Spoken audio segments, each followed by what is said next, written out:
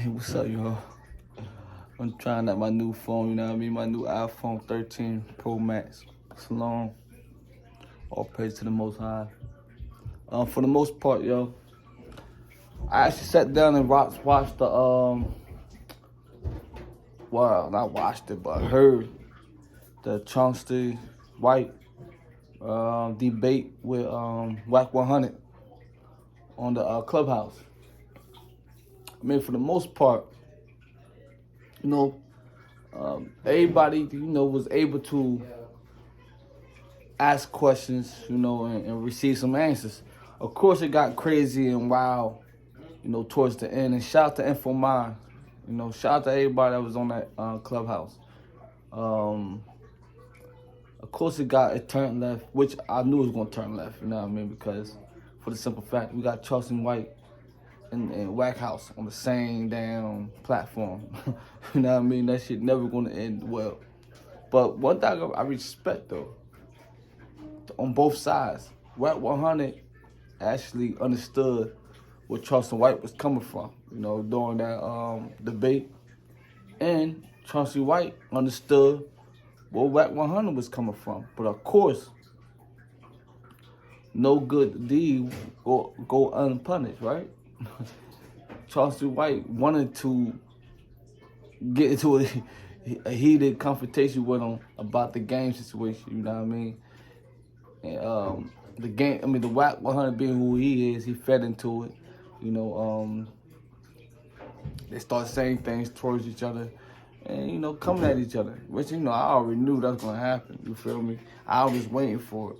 I was just waiting. I remember their situation when the Charleston White said something slick about the game and, Wack100 said something back. So I understood the temperature already. What people not understanding, though, is that the gangs in general, from my experience being with gangs is not a bad thing. Just keep it always 100. It's not a bad thing when you're being guided correctly, when you're being guided righteously. Meaning, like, gangs supposed to be the muscle, the military base of that community. But we got misguided and misled into hellfire. You know what I mean? So many comrades, brothers and sisters that's not here because of senseless violence. Things that could have been reconciled, things that could have been mediated. Because of our ignorance and our pride, a lot of our folks in here, and that's basically what Charleston White is saying. Like, if you're going to be a part of some type of organization, because in order for youngins to join the organization, somebody got to put them on. They just don't wake up one day and say, I want to be a blood or a crip, or folk, or people. They don't just wake up and say they want to be a part of the organization. They got to go through a certain protocol. This is how it goes. Are you doing the picture? Mm-mm. Okay. Thanks. You're welcome. They gotta go through a certain protocol, And, so technically, even though we screen that we don't have no big homies, technically we have big homies. We have OGs. Somebody gotta bless you in. Somebody gotta dog you in. Somebody gotta lock you in. Somebody gotta lock you in. There's no way around it. That's with every organization. Anybody that's the founder already set the tone and already set the blueprint on how this person could be a reputable member of what they represent. So these fake individuals, you gotta understand. Let me say that too. Y'all have to understand with LA, Chicago, they are the originator of America gangs, right? As far as the gangs that everybody is repping right now, blood from Bloods to Crip, from folk to people, People Nation, essays. They started in LA, in Chicago. Every part of America have their own gang way before the Bloods and Crips came in and basically like took over that whatever that little gang was at that time. Even looking BMF. A lot of people that's part of the BMF is Crips and Bloods and GDs and whatever else they claiming. So even they still part of an organization that's attached to another organization. And that's usually how it be. You be a part of one organization, then you get attached to another organization, then you might end up getting attached to another bigger organization. On this scale, BMF, I would look at BMF as a bigger organization because it's a strict drug organization, not a gang organization. It's a drug organization where people making money strictly about getting money. That's it. The other shit just was extra shit that was just going on. But those are the originators, and people got to acknowledge the history that they went through, the shit they had to endure, from the good, bad, and ugly. Dropping out.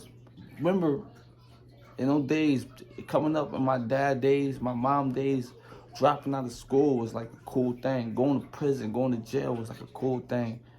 That became corny as the New Year's 2000 start coming in, because people start speaking against it more. Like 50 was one of them, saying that, the cage is for the birds, and that's how I seen it. When he said it, that's how I looked at it. I looked at prison like it was for the birds. You know what I mean? Like, it's for the animals, it ain't for me. I don't need to be tamed. You know what I'm saying? So I was learning a lot from new generation of rappers that was putting out fresh game to the new generations that was coming up during that era. Yeah, a lot of us still fell victim and joined gangs and all that, but for the most part, I got something out of it. The whole time I was growing up, understanding, like, don't let this shit become us. Like basically, don't let this shit be the reason why I'm in prison for the rest of my life, or I'm no longer breathing on this earth because of gang banging. You know what I mean? That's something I understood quite well. So the Charleston White and Wack100 thing, and for mine, was letting them, let man be man. I respect that.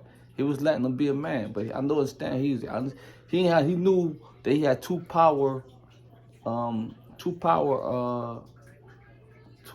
structure on his platform, so he really had no control of the situation. You know what I mean? And he let them lash it out. Whatever they needed to say to each other, go ahead and say it and leave it alone. Bury that shit after that. You know what I mean? That's how I look at it, man. I said what I needed to say. Leave the shit alone now. You know what I'm saying?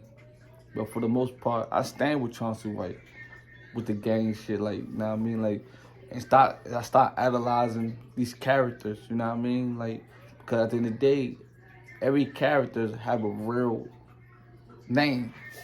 It has a real name. And a character is basically an alias. An alias is somebody it's an alias that you grew,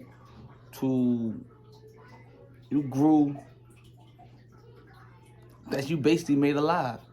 You kind of killed your government name and lived up to your alias, but really supposed to be the other way around. You supposed to, as you get older, you supposed to embrace your government name more than your alias. You ain't supposed to let your alias outshine. You ain't supposed to let your alias get more shine than your government name.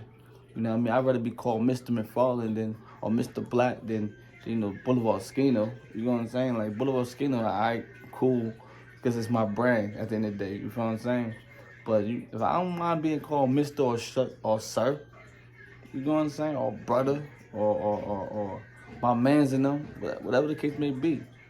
But we shouldn't get caught up in these characters. We gotta understand, like, at the end of the day, these people, when the lights go off, the camera goes off, they are